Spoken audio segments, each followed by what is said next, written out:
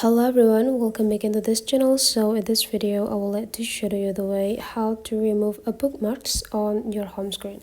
So basically bookmarks is the shortcuts that you have been created to access the specific documents so that you will have a need to do this step manually. So I've been created the bookmarks here to open my documents on the spreadsheets application. So whenever I click it, we will like right away deliver into the applications or the documents itself.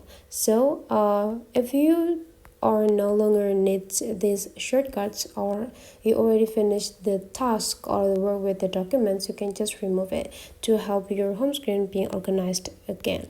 So to do that, it's so easy. You just need to go click and hold this application until the application starts to be shaking right there, and there will be like a minus side over here, so you just need to go click it, and you just need to go click delete, and those bookmarks have been deleted, and you just need to go click done.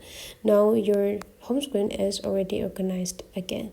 That is the way how to remove the bookmarks from your home screen. Hopefully this tutorial today is useful for you. So thank you for watching, and I'll let to see you for the next tutorial.